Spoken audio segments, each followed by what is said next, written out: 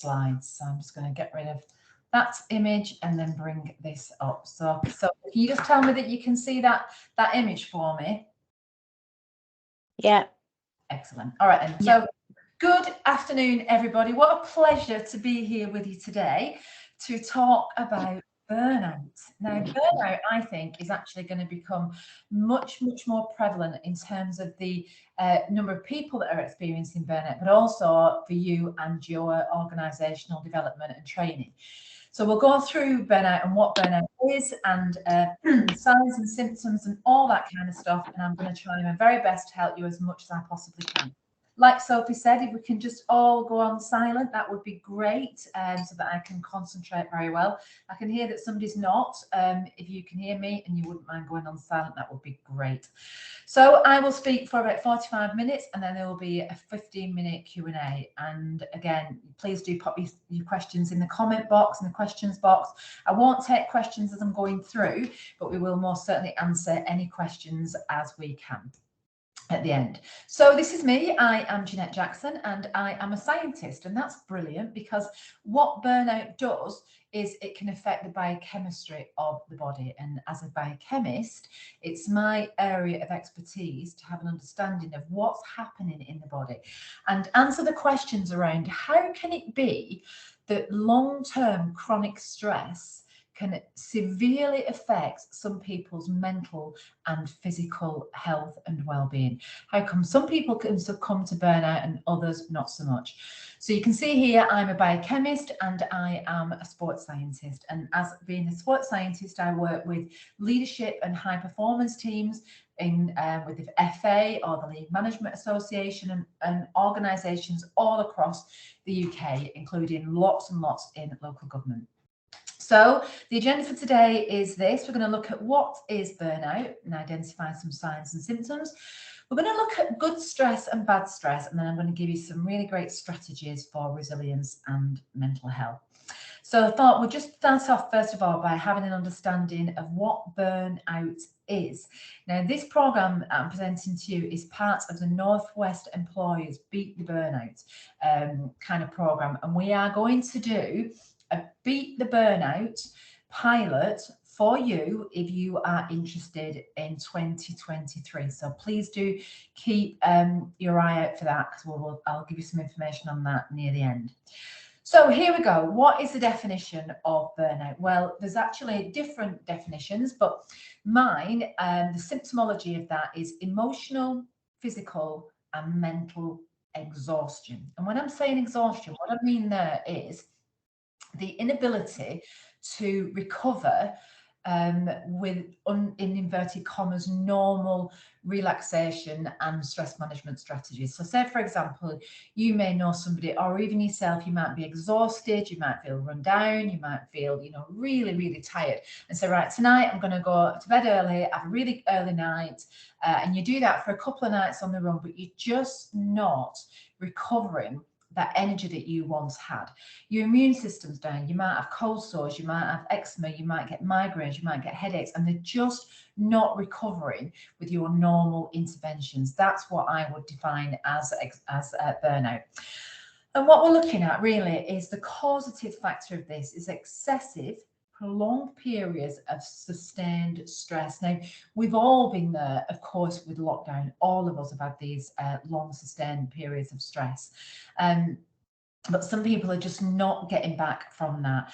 And what we can see here, and this is a consequence, and this is one of the things I'm seeing time and time again, is there can be an enormous amount of distress for individuals when attempting to meet the constant everyday demands of life. So it's almost like life has speeded up and our capabilities to perform under that speed has become compromised. And then I would say, actually, as a consequence of that, that can affect confidence, it can affect self-esteem, and it can affect our ability to enjoy our quality of life at home and also at work. So we can take a look at some of my screen seems to have stuck. Just one second. I'll just regulate that and just come back. So we can take a look. Can we take a look? Seems to have stopped. Just one second, and I'll just bring the next slide up. That's not right. Here we go. I've got some statements here on burnout. So we'll just whiz through these quite quickly, but these are some of the common statements that people use to identify burnout. So I feel run down and drained of physical or emotional energy. Is that you? If that is you, then you can just pop yes in the comment box. Yes, I feel run down and have low energy. I have negative thoughts about my job. I'm harder and less sympathetic to people than perhaps they deserve. So maybe just a bit more snappy, maybe just less tolerant to people. That's what we can find. I'm easily irritated by small problems or by my co-workers and my team. I feel misunderstood and unappreciated by my co-workers. I feel less that I've got not going to be able to talk to. I feel that I'm achieving less than I should. I feel under an unpleasant levels of pressure. Now, the thing with that one is, for many people, the level of pressure is the same as prior to feeling burnout, but actually they feel a higher level of pressure to succeed. I feel I'm not getting what I want out of my job, and I feel that I'm in the wrong organisation as you know, than I'm kind of normally used to. So I can see Rebecca's put a yes, I'm relating to this so far. And the thing is, Rebecca, and everybody watching this, is I would say the umbrella aspect of burnout is that you feel like you are constantly having to push physically and metaphorically as well. So relying upon stimulants, coffee, nicotine, cigarettes, sugar, salt, alcohol to just get through the day and, you know, to have that energy. So we're not really getting that authentic energy. That's what I see. Now, we work as the Manchester Stress Institute. We are experts in burnout, and we present Beat the Burnout programs to a whole range of different organisations. Many of them work within emergency services. And these people that work within emergency services, as you can imagine, most certainly through lockdown, experience chronic stress, real high octane stress, and many of them experience burnouts. And I've just popped this slide in just to show that wherever you are in terms of your burnout, or your member of your family or your colleagues, we most certainly know that sleep can be affected by burnout, sleep can be affected by chronic stress. And wherever you are, you know, you can make a difference and you can turn this around. So I'm actually sleeping, which is a miracle. Yeah, I'm sleeping better. So when I wake up, I feel more refreshed. I don't feel as exhausted as I did, which was the really big thing for me. I definitely noticed a definite improvement in my sleep. The sleep's been fantastic the last 2 weeks. Go to bed now, and within like 10 minutes, I'm like nodding off. And that's it, I'll go right through the night then. Whereas before, it was wake, asleep, wake. Oh, thanks for everything you're doing. Great.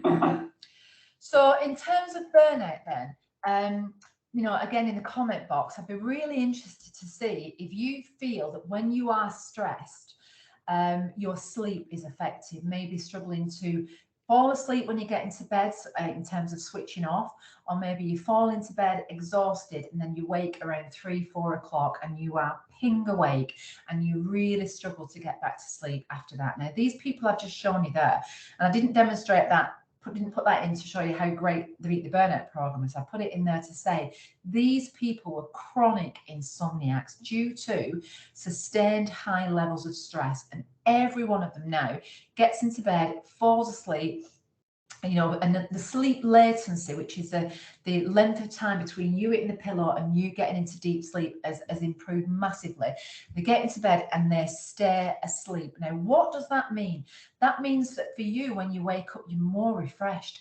And isn't it true that when we sleep well and we wake more refreshed, we've got a greater capacity to handle the stresses in our life? We're less snappy, we're less irritable, we've got more energy, and we've got more bright headspace as well. So this underpins everything that we do, is sleep. So let's have a look then at some more symptoms of the burnout, of burnout. Well, we're looking at fatigue, and I'm talking here about chronic fatigue, insomnia, forgetfulness, exhaustion, low immunity, anxiety, depression, and anger. Now, here's the thing. Again, you and I have a chat. I'm watching the chat. My PA's got the chat up for me here. I can see that Joanne says, I fall asleep quite quickly, wake at 3 a.m, mind racing, stay awake for a couple of hours, fall asleep and wake up just before the alarm, exhausted. And I can see that. Sue, Tracy, I'm looking at your comments as we're going through. Patricia, Caroline, so many people here. Now, the thing is, here's the rub, right? You look at them symptoms there on the left, and then you look at the time in your life. So we do a massive amount of menopause training here at Manchester Stress Institute. Fatigue is a menopause symptom. Insomnia is a menopause symptom. Brain fog, forgetfulness, exhaustion, anxiety, depression, anger can be a menopause symptom. So I think there's a real crossover here, and some people don't know whether they're experiencing stress or they are on the menopause, perimenopausal, postmenopausal. And I would also say, yeah, exactly, Pauline's saying, I just thought it was all the menopause. And also in terms of the menopause, what about the men? Where are the men here in all this menopause training? There is a male menopause called the andropause, and the andropause is the shift in the hormones for men late 40s through to their 50s. And what we see there is men have a shift in their primary male hormones such as testosterone and aldosterone. And just like women, some men are particularly sensitive to this shift in these hormones. The hormones decline by 1 to 2% a year. So a year. So not very much, not in kind of relation to women, but like I said, some men can be particularly sensitive. So if you've got a male in your family or a male member of your team that may be experiencing that and they're experiencing chronic stress, again, it's just this absolute double whammy. And all the way through all of this, remember, life is happening. So I can see somebody, I can't see your surname, but with the first name rather, of Meadowcroft, and talking about menopause, burnout and grief. Because throughout all this COVID and everything we've been going through, life has been happening, you know, life, bereavement, newborns, all this kind of thing. So it's crucial that we really get a grip of this burnout. And one of the things that we often find in terms of burnout is that what we lose is this adaptive cortisol mechanism within the body. So when we experience stress, and these are short bursts of stress, what the body does, the cortisol, it has an adaptive mechanism. So it will really help you to experience short-term bursts of stress and then adapt and recover. Short-term stress, adapt and recover. But when that's a long, prolonged state of stress, our adaptive mechanism can become very, very compromised. Now, here's another thing I think around burnout is this. This gentleman, Dr. Tim Cantifer, he wrote a book called Depressive Illness, The Curse of the Strong. And what we know is that, you can't really see that writing underneath there, but what we know is that it's the people that have a very conscientious mindset around keep going, I'll stay in work, I won't go off sick, I'll stay in work, I won't go off sick, I won't ask for help, I won't look outside of me for support, that often keep going until they have absolutely nothing left. Yeah, and I can see Lucia here saying, I thought I was having some kind of post-COVID syndrome, but it seems that it's a kind of burnout. And again, it's this kind of ambiguity around that I think is creating a lot of confusion for people. What I will say is that given the right intervention, the right information, and support over a period of time, which is why Beat the Burnout is a 4-week program, because you get help, private one-to-one consultations for 4 weeks. So there's a progressive kind of aspect to the training, really. But anyway, going back to this Dr. Tim Cantifer, what he's saying is it's often the strongest of people that succumb to burnout and kind of consequential depressive illness like anxiety, low mood, because they just get their head down and they just keep going. And you can imagine it's like a car just literally running out of steam and running out of energy. So what we want to help you to do is understand the mechanisms behind that. So you can see here, the more susceptible people to depression and burnout are people with strong personalities. Being naturally conscientious and reliable, they tend to carry on under great stress beyond the level of which many other people would have given up. So we want to help you to do in terms of burnout is to really help you enjoy your career, actually. Really enjoy, thrive, enjoy that, and really kind of be mindful of this mental health continuum. So when you do feel unsettled, as we all do, it's very normal and natural to feel unsettled. You have the capacity to be able to recover and then start to thrive again. And we don't want you to end up down the bottom side of this mental health continuum. So let's just take a little bit of a greater look at that. So what we know that is under normal, inverted commas, healthy functioning, we have different personalities and behavioural aspects. So it's natural to have normal fluctuations in mood. It's natural after the end of a really busy, long demanding day to feel tired. But during this part of the mental health continuum, we take things in our stride. We have normal sleep patterns. We tend to be physically active. We hit our social obligations. We might still go to the gym. And when you sleep very well, you replenish at the same time as your stress bucket is going down. So your stress bucket goes down, we go to the gym, we eat well, we sleep well, and it's replenished. That would be our absolute optimal aim. However, there are certain times when we do experience more chronic stress, and in doing so, we may at times become more irritable, a bit impatient, maybe a bit of procrastination, a little bit forgetful, a little bit of trouble falling asleep, and maybe difficulty in relaxing. And at these times, we might be a bit more tired and we might have a decreased social activity. The thing with this is, and I'll say this in a second, is when we get into this kind of orangey yellow zone, if you have excellent coping skills and you have a real repertoire in terms of looking after your own mental and physical health and well-being, and you've got a great social support, you can look after yourself and get yourself back into this green, healthy functioning. If not, then what may happen is we may continue down this mental health continuum. We may experience then significant functional impairment.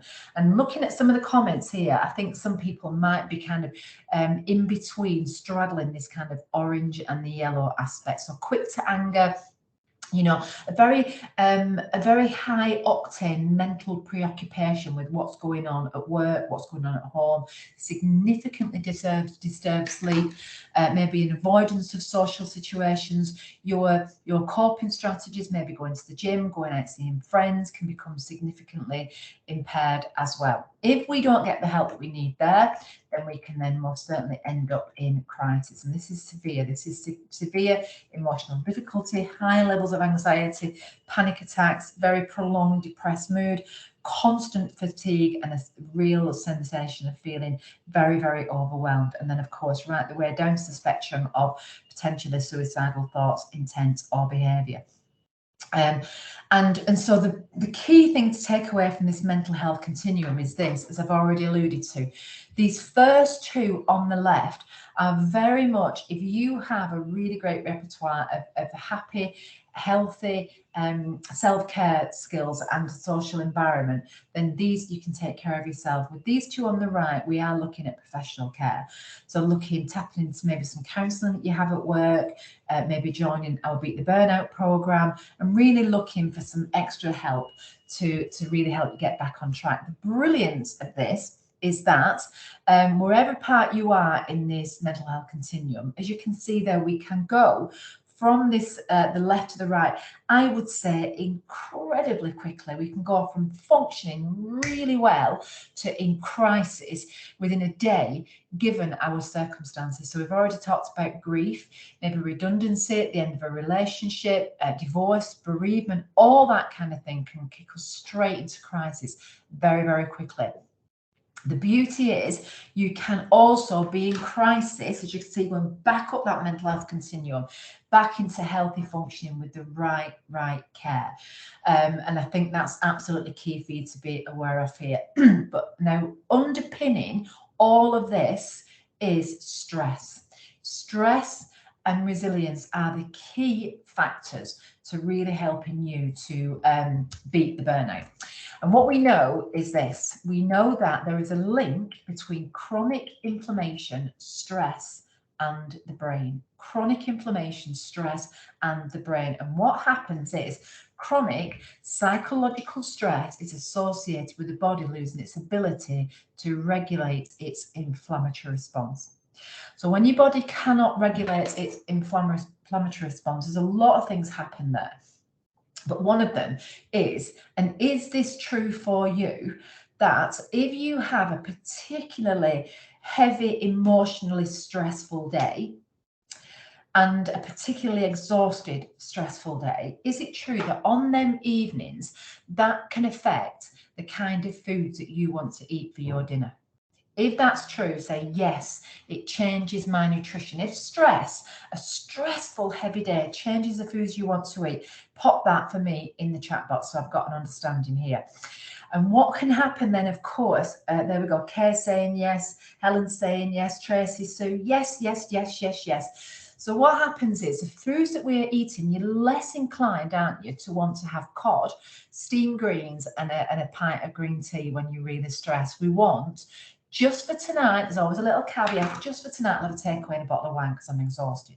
And then kind of nutrients that are put in our system, or lack of nutrients, then significantly have an impact again on the consequence of burnout. So we're looking here at adrenal fatigue. That is what burnout is. It's constantly hitting your adrenal glands for stress chemicals. So there we end up chronically stressed, we get lower in energy, we get this adrenaline exhaustion. That can then affect our sleep then affects the foods that we want to eat, because we start off the day, forget what we've got to get through the day, we start off the day tired. Elizabeth said, I know a colleague that is tired all the time. She just wants to sleep and does not feel refreshed even after sleep. Classic burnout symptoms, that. So we end up with this exhaustion pyramid that we've got here. Now, I've already mentioned the body can become compromised in its ability to regulate inflammation. And this book by Edward Bullmore is talking about depression, and he's talking about depression from an inflamed mind, a new radical approach to depression. Could it be that depression is actually high levels of inflammation in the body that affects the manufacture of specific neurotransmitters in the brain, and then neurotransmitters, their job is to create harmony and balance within your body. That's what neurotransmitters do.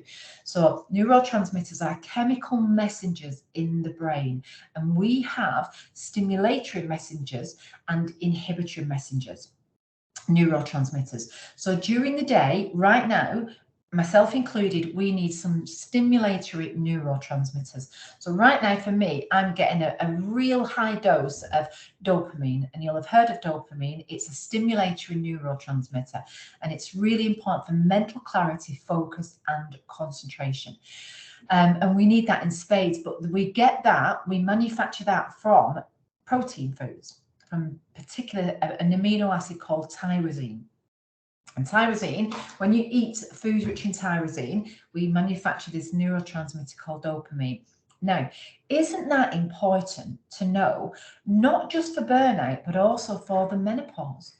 Anybody here that's on the menopause, every time we do anything on the menopause, brain fog, memory issues, can't recall names, can't remember what I had for my dinner last night. Brain fog's huge, particularly for women, you know, at work, that can be really struggling to just have that focus and concentration they need.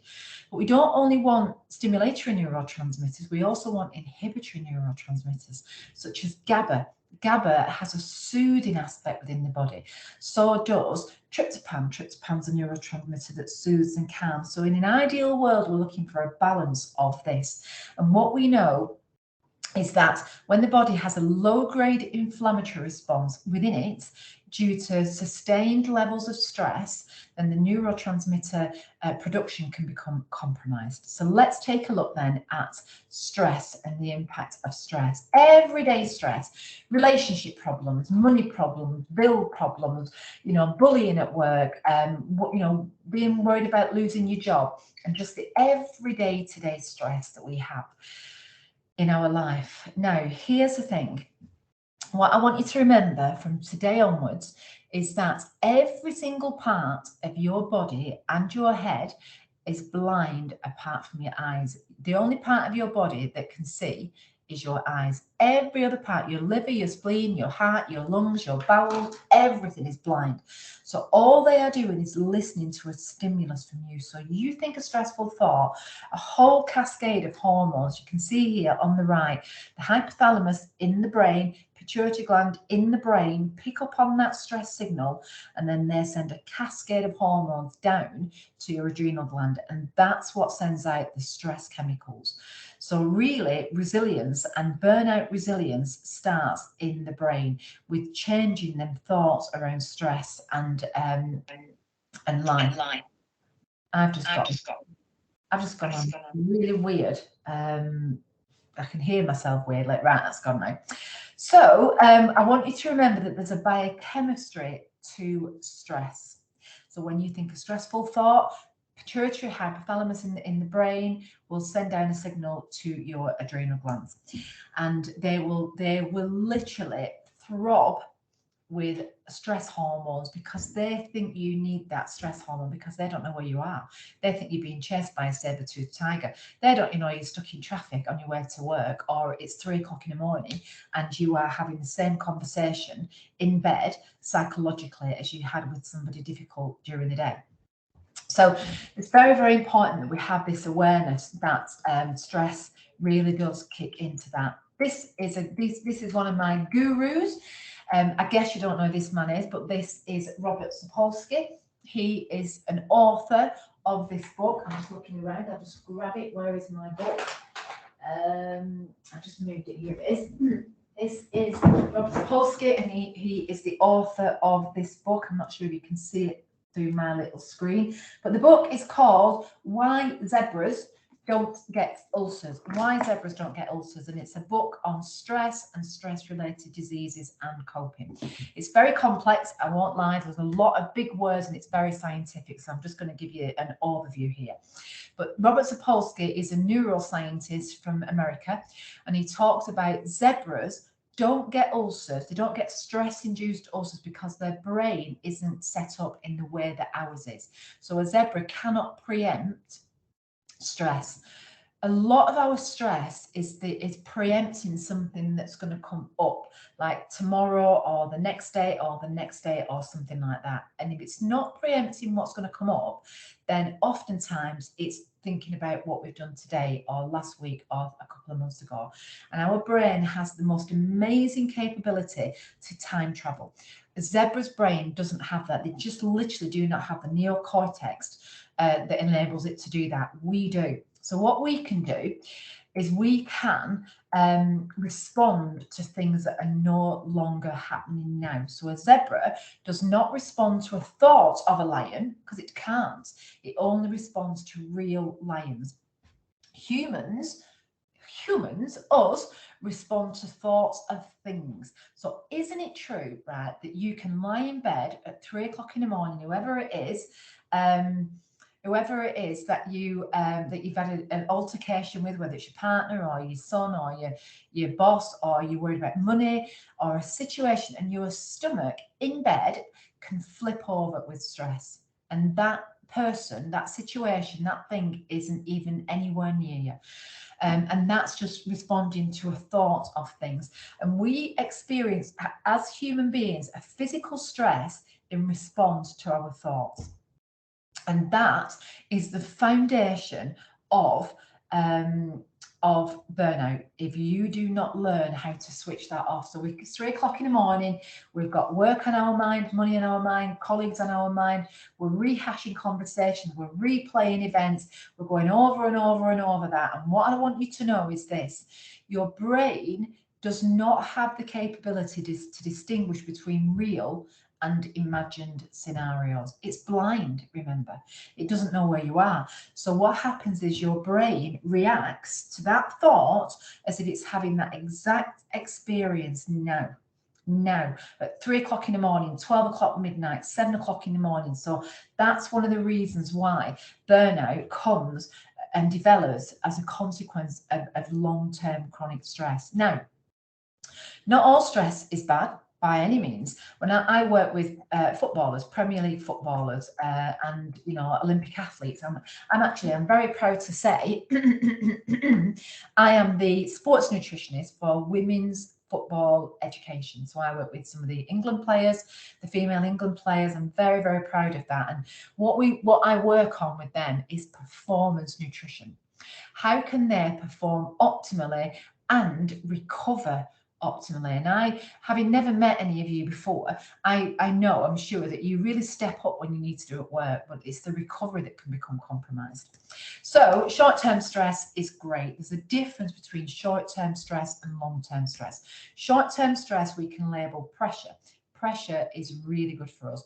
It helps us to think faster, think more clearly, react faster, and recover well. Short-term stress is good for us. Long-term stress is the exact opposite. It slows us down, it muddles our thinking, it affects our memory, it affects our reactions. It is really, really not good. And the difference is within the chemicals. So when we experience short-term stress, we get a shot of adrenaline. And adrenaline in your body, its job is to activate your stress response for a really short, sharp period of time. So adrenaline is a fast-acting hormone. So you get a shot of adrenaline, it's used very quickly, and then it's metabolized and gone. The second hormone is cortisol, and cortisol is there's a delay in cortisol being released into your body, but cortisol is a long-term stress hormone. And what we've learned to do now as human beings is stimulate the adrenal gland for more cortisol, more cortisol, more cortisol. And that layering of cortisol on top of cortisol, on top of cortisol, is one of the fundamental aspects of burnout. And in fact, I am a phlebotomist, and what we sometimes do, I have to be honest and say this is often with the very senior leadership teams within organisations, but we will do a saliva test, and you can do a saliva test and test your levels of cortisol. And what we tend to find, most certainly with people that are at burnout level, but a lot of people that work shift work, so the emergency service personnel that we work with and other organisations that do shift work, is there can be a shift in the cortisol and melatonin profile. So what should happen in the morning when you wake up, around about now, in terms of it being November, December, probably about 5 a.m, 5:30 a.m, you will get a peak in your cortisol level so that your body can wake up. All your organs will get a shift in cortisol, a peak, to wake you up. And then we have a few mini peaks of cortisol through the day, but at night, maybe early now, 8, 9 o'clock, you'll get peak in melatonin so that your body can get rested, ready for bed. What we see with people that have got raised cortisol levels, if they switch. So what the symptoms of that is you are shattered in the morning when you should feel alert and refreshed. And when it's time for bed, when you should feel tired, you feel wide awake. So if anybody experiences that, let me know. So in terms of our Beat the Burnout, that's why we have, it's a 3-pronged approach: psychology of burnout, the health and well-being aspects in terms of nutrition, and then also resilience. I'm just going to give you a bit of a press here of burnout, looking at all these different kinds of symptoms. So looking at the cognitive symptoms of stress, looking at the emotional symptoms, the physical symptoms, and behavioural. And there's a very clear delineation between all of these. So you might find yourself on there, you might say, yeah, I'm feeling really moody. I'm sleeping more than normal, or I'm getting up early in the morning because I can't stay in bed. You know, I've got IBS, my sex drive's gone, and I'm really having anxious or worrying thoughts. And your symptoms might be spread across a number of these. Somebody else might be very heavily locked into the emotional, so feeling very isolated, very overwhelmed, agitated, and general depression or a sense of unhappiness. But you can take a look at them slides in your own time when after this. So Beat the Burnout is very much a resilience and mental health recovery program. That's what it's designed to do. And we are doing a pilot with the Northwest employers in 2023. So if you are interested in finding out more about that, then you need to pop your email into the chat, and then I will pass them emails on to the Northwest employers. So emails in the chat, please, if you're interested in Beat the Burnout. You get some private one-to-one sessions with me, which is I'm pop with excitement. I can never wait to start Beat the Burnout. It's 4 weeks, immune health and mental health, all about resilience strategies and recovery strategies as well. So we'll send you all the details on that. You get to see our psychohypnotherapist, who's an expert in panic attacks, anxiety, fear, phobias, all that kind of stuff, and also a performance coach, Gabriel, as well. And if that's not enough, you get a Kickstarter wellbeing program. So you get a 14-day supplement plan. I'm going to talk to you in a minute about supplements. So loads of emails going in. Pop your email in there if you are interested, and then we will move on. Just one thing before I talk about nutrition is this. In terms of stress, there's 2 primary factors, I think, that are very, very relevant in terms of stress, and they are these. In terms of not succumbing to burnout, there are these. One is, if we have a degree of control, or we believe we have a degree of control over our life at work and at home, the stress hormones drop dramatically, dissipate dramatically. So this is very much, again, what burnout's about, Beat the Burnout's about, is how can you exert control over your own life and your own well-being. So for example, this is an interesting experiment that Robert Sapolsky did. So they got a subject, a person, on a treadmill to exercise at will. Whenever they wanted to exercise at will, they got on the treadmill. And what do you get when you exercise? What is the neurotransmitter and the hormone that you get from exercise? Adrenaline. You get adrenaline, you get endorphins. Adrenaline and endorphins. This person got on the treadmill and they started running. Wanted to run, great.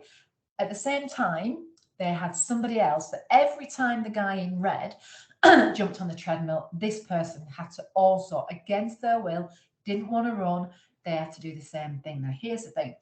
The same chemicals came out, so you had adrenaline and endorphins because that person's exerting the cardiovascular system and all the, the kind of physiological aspects that go with running, but they started to get high levels of cortisol. High level because they were doing it against their will. And this is what happens with us in our life. If we have to do something against our will, which many of us have to do at times, we will get raised levels of cortisol. So it's how you manage that and strategies to deal with that. The second one is predictability. Predictability is key to you having an understanding of how you can reduce your stress levels. If we don't have a level of predictability, then what can happen is we end up suppressing our feelings, burying them away. And I wonder which one of these you do the most. Do you lock them away? Are you Mrs. Happy in the office? Morning, hi, how are you? Great, thanks. And you've got this mask on and you're fuming inside. Or you may have had a really difficult night, you might have family issues, but morning, I brought some cakes. That may be you. Bottling it up, hiding that. You're on a Zoom, can't wait. Maybe having days more hybrid working at home because you don't want to go in the office. Maybe dumping that on somebody else when it's your fault. Many different ways. Withdrawing, we've already seen that that's one of the symptoms of stress and burnout, or maybe acting that up, really acting that out so that you are expressing your emotions in that way. Either way, I've tried to really address and get across today how important it is to be aware that your brain is listening to every single thought you think. You think a happy thought, you get happy hormones. You think a stress thought, you get stress hormones. So the key to everything around beating the burnout is about addressing them thoughts that you have there in your brain. And that's why we not only nutrition features massively heavy in burnout, but the psychology and the resilience with our hypnopsychotherapist as well. You've already agreed with me, because you're just brilliant, is that your nutrition can be affected when you're exhausted. The number of people that come to me and say, when I'm stressed, I get bloating, I get distension, they have you know, kind of elasticated waist on the pants and the skirts so that they've got that level for that distension. And again, we've already agreed, and I'm sure you agree with me, many people, that when you are feeling stressed, what do you want? You want carbohydrates. Whatever them carbohydrates might be, you know, we're always trying to move the carbohydrates across, if you're going to have them, to make sure that you're getting the healthier form of carbohydrates. That's what we're all about. And we're doing that because, and I know I'm whistle stopping through this now, but I've got so much to get through to help me. I've got some tips I want to share. We do that because you're already having high levels of insulin released into the body due to the high levels of cortisol. You can't have high cortisol and not have high insulin production. The two go hand in hand, which is one of the reasons why stress and the menopause can create a shift in your fat disposition, most certainly around the middle. I'm just going to jump here, because what we're going to do now, we're going to look at how to build a better brain. Anybody here want better concentration, better memory, better focus, wake in the morning more refreshed, have a more consistent energy throughout the day? That's what we're after. That's my skill set as a biochemist. So what we want to make sure that your brain is functioning. Let's saying yes please. Sophie's saying yes please. We want that acuity in brain, that functionality in brain, so your neurons are firing off. But what we also want is that energy production at cell membrane level. We want authentic energy. We don't want to be relying upon coffee and nicotine and cigarettes and, you know, cakes and biscuits. Emma's saying yes, Kay's saying yes, Rebecca's saying yes, Sue, all these people saying yes, please, please. So let's have a look. I've got 5 top tips, really quick and easy top tips that I'm going to share with you that you might not be doing already. This is kind of on top of nutrition. So one thing I haven't said is that tryptophan, which is a neurotransmitter that is really crucial for mental health and calming the body down. All of you may be familiar with the antidepressant medication called Prozac. Well, Prozac, as some of you may know, is in terms of a classification of drug, it's an SSRI, which stands for selective serotonin reuptake inhibitor.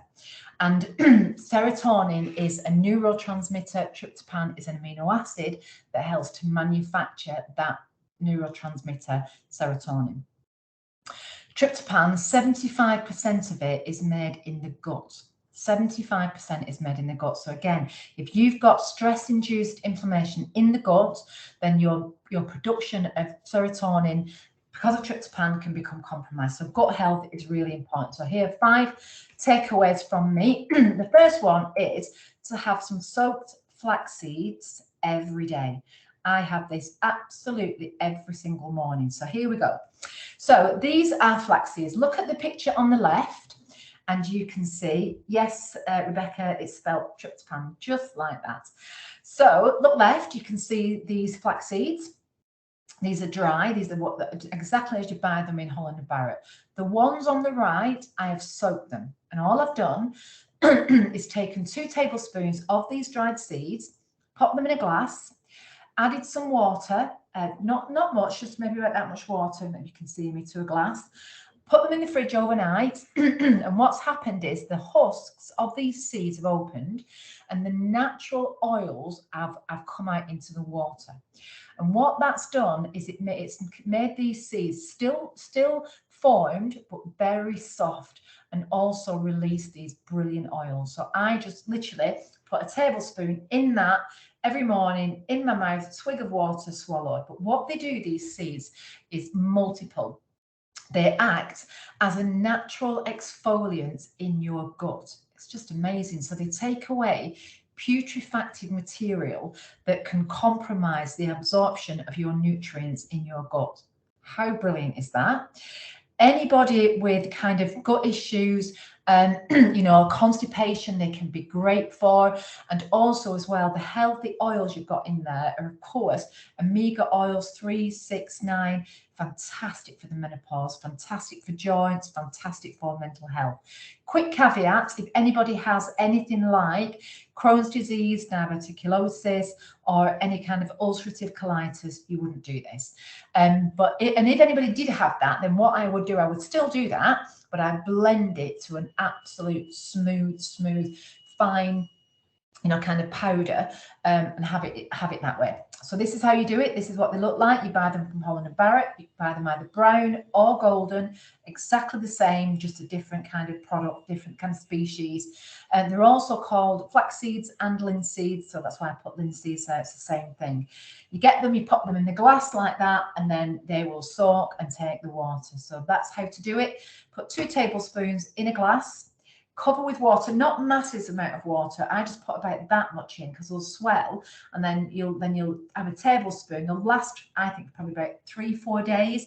And on the 4th day, when all the seeds have gone, I drink the water then, because that's also packed with the healthy oil. And then what you can do then is you can, you know, if you don't want to eat them, which I just do, mouthful. I'm from Oldham. If you don't want to do that, pop them in your porridge. That's nice and easy. So there you go. The first thing I'm going to tell you, soak flax seeds every day. Well, flax seeds oil work just as well. It would, Hannah, but it wouldn't give you that exfoliative aspect in terms of the seeds going through the gut. Next one is this, and this is one of my favorite things to do of all time. It's a chia seed drink. I, again, have this every day. So what you do, you get some fresh ginger. It says 2 inches. I would actually change that to about 1 inch, just 1 inch of fresh ginger. Peel it, pop it in your NutriBullet or whatever you're going to zhuzh it up with. 1 whole lime. So I haven't got anything to demonstrate, but let's pretend my little Chinese Thai ball is a lime. You slice off the top, slice off the bottom, and then peel it round. So you put the lime in like this whole because you want the fibre out of the lime. So you pop the lime into your NutriBullet and then add a little bit of water, zhuzh it so it's completely smooth. And then what I do, pop it in a ramekin, or I tend to use a sports drink cup. Pop it in your sports drink cup. Then you add your water, hot water, and then 1 or 2, I put 1 in now to be honest, 1 tablespoon of chia seeds and a smidgen of honey. And I drink that hot every day. I have 1 litre of it actually, just because I just top the water up to 1 litre. And that is what that does for my mental health and my energy. I cannot tell you. It's fantastic for anybody who is on the menopause, perimenopause, postmenopause. It's just brilliant. It can really help. See, that says there VMS, that's vasomotor symptoms. So the hot flushes and the sweats, it can really help with that. So that's my second tip. My third tip is this, which is, now this is a game changer. I can see Sophie, I can see Sophie, and I can see she's like come a bit close to the screen.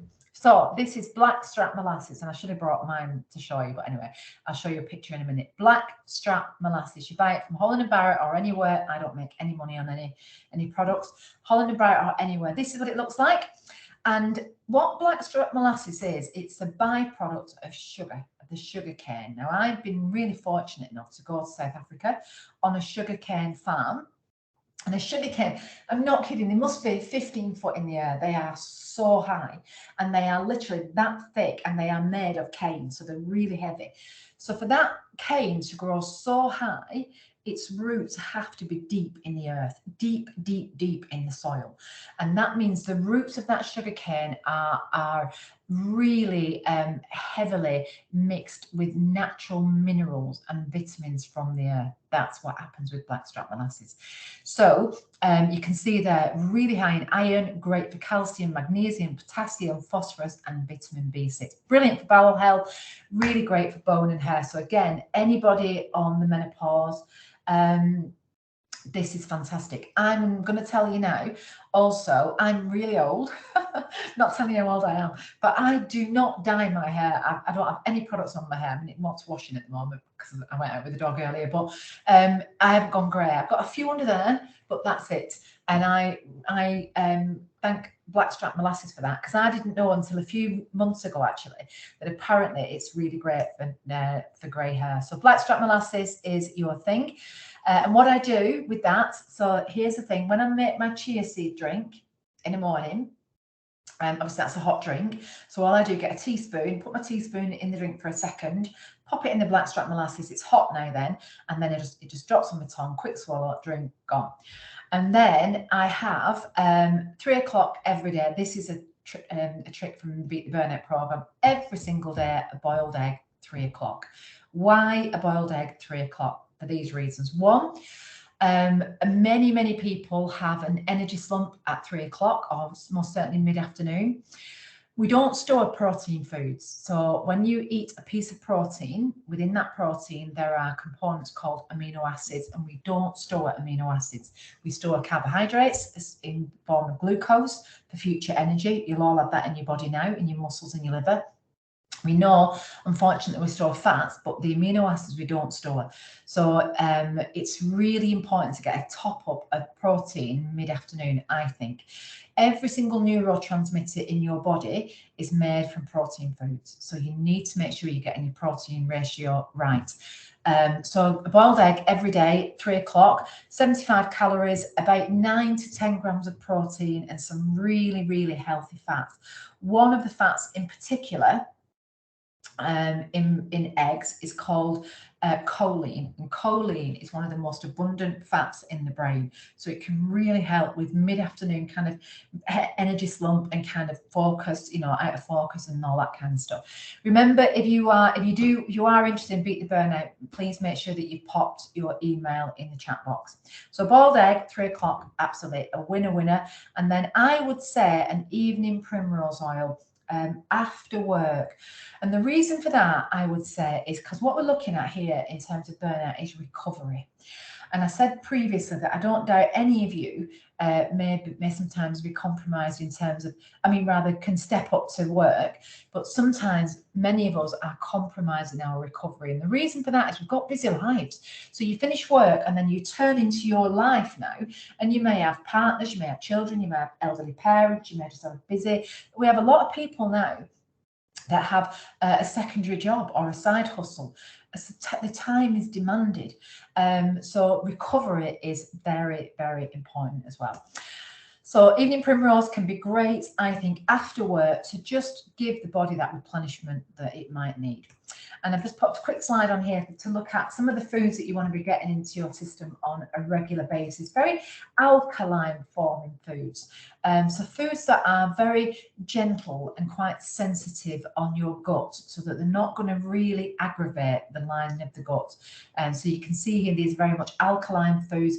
And then we're looking at reducing the acidic type foods. So you can see most certainly in the red. And if we look at a lot of the foods when we're stressed, it's these kind of foods like alcohol, tea, coffee, pop, milk, cheese, pasta. I don't know what it is with this massive reliance on pasta for many people. Bread, pasta. On Beat the Burnout on week 1, we go through a nutrition profile. So many people have total breakfast, pasta for lunch, or a sandwich for lunch, and pasta for evening meal. So we turn all of that around. And what we're looking for, really, ideally, is that on the left, these alkaline kind of type foods form the majority of the diet, and then for the most of the time, about just 20% of these. One quick thing I just want to, I know I'm conscious of the time, Sophie's giving me the eye now, but I just want to skip to some supplements. I wanted to make sure I give you a little bit of an idea of some supplements for people that won't be able to do Beat the Burnout. So I think I'm not big on supplements, I have to say. I'm a biochemist and a sports scientist, and my whole ethos is food first. Where do you get the nutrients from? Food first. But I genuinely do believe for all of us that have been through COVID, anybody that's had COVID and felt they've not recovered very well, or people that are going through highly stressful times, Thanks, Sophie. I think a supplement program can really act as a catalyst to help promote well-being every now and again. So I've put here, you can see this is an acidophilus and a vitamin D3. Remember I said to you that we manufacture tryptophan in the gut. 75% of tryptophan is made in the gut. You really do need a really great gut microbiome. Our professor, well, he's actually a consultant, our consultant, Dr. Ram, is a consultant gastroenterologist. He's the guy that if your doctor sends you to the hospital for a colonoscopy or for an operation on your bowel, you will see Dr. Ram. He will come on and do you a talk on gut health if you want. So we can sort that out another time. That could be a nice little bite-sized burnout session in 2023. So having some kind of acidophilus, which as you know, the healthy gut bacteria is great. Vitamin D3, very important for mental health, vitamin D. And also now, in terms of COVID, when we've metabolized vitamin D through the liver, so when you've taken it and it's been swallowed through it and it's been metabolized through the liver, it acts as a natural antibiotic in the body and is particularly good for lung health and chest infections, which is why anybody that was vulnerable throughout COVID were able to get free vitamin D from the government. So vitamin D in the soft is really important. Zinc, I think, is crucial. Anybody that's experiencing anxiety, can be, sorry, I'm reading the comments at the same time. There's a lot of evidence to show that people that can be experiencing anxiety can be low in zinc. So again, a zinc supplementation can be a good idea occasionally. I already talked about the oils. If you're not going to take an Evelyn flaxseed oil, then maybe an essential oil, really great for brain health. Every now and again, a multivitamin can do the trick. And then maybe if you are not on any antidepressants, definitely not if you're on antidepressants, but a 5-HTP stands for 5-hydroxytryptophan. It's a precursor for tryptophan that is manufactured in the brain that, as I've mentioned before, really helps to soothe and calm an agitated mind and body. So that's just a very, very quick snapshot of the supplements there. So I'm going to end it there. I'm conscious I've talked a lot and very fast, but there's so much to get in. I've got many more slides. This could be a 3-hour presentation, could this? I'm going to drop my screen. Well, I'll leave my screen on and I'll just come and have a look at what questions I've got, if any. So I've already answered Hannah's. Will I be sharing the slides? Yes, Tracy, it's being recorded. Okay, so there's lime, all the flesh and innards. Yeah, okay, so the full lime, like bang it in. There's no pips in lime. So all of it, we want the fibre in there as well. Can you take multivitamins with these food? Pauline says. Yes, you can. A multivitamin tends to have, I'll come back to you actually. So I'll come back and look at you. There I am on that slide there. And then just let me stop that because I'll come back on this other screen. So just let me stop that one there. Where am I? Oh, so you can see me now. That's what I couldn't work out where I was. Right, so can you see me now? And am I still sharing? So you can see. So yeah, I think you're still sharing, Jeanette. Yes. I do that. Great. All right then. So there you are. I'm back. So yeah, so the multivitamins have just a small amount of the vitamins and minerals in there. And in terms of vitamins and minerals, we have water-soluble vitamins and fat-soluble vitamins. Water-soluble, which are the vitamins B and C, we don't store them. So you'll put them in your body will use them at that time and maybe a couple of hours beyond. And then whatever's excess, it will just excrete through your urine. So if anybody's ever taken a B vitamin or anything like that, you'll know that your urine can go bright yellow as that excretion is occurring. So we want to make sure that we're topping up our vitamin and mineral profile all the way throughout the day. So I'm conscious now we've got 1 minute left. Anybody that has got any questions, you're welcome to unmute yourself and ask me a question or not, as the case may be. And I'll definitely make sure that all the emails of people that are interested in Beat the Burnout, we get them and I'll pass them on to Northwest employers. In terms of Northwest employers, if you want any menopause workshops, that's my speciality. We do menopause for managers, menopause for staff, menopause champions. We do so much, I can't even tell you, sleep workshops, so much. So if you've got any well-being requests, then you can contact, I don't know if they can contact you, Sophie, or do they go through to Northwest employers? If they come to me, then I can put them in their direction. You know, the programme, is it free when you say it's a pilot, or is it something that people have got to pay for? There is a fee, unfortunately. We're saying pilot because we've never done a pilot for local government before. So it's a pilot, so there is a fee, but it's a reduced fee. So my contact at Northwest Employers is Denise. I don't know if you know Denise, and Pat. Yeah. So Denise and Pat, they're the people that, so what they do is they essentially set the programme up and then we run it on their behalf for Manchester Stress.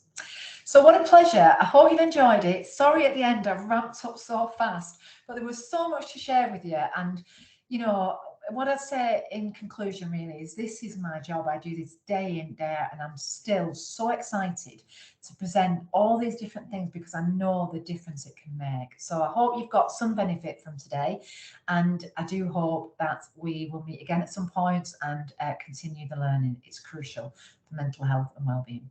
I'm just going to throw it to Shenny, who's our GM Wellbeing Lead, who's just going to quickly tell everyone what we have got on offer as an organisation as well. I'll just share screen. Oh, no, yeah.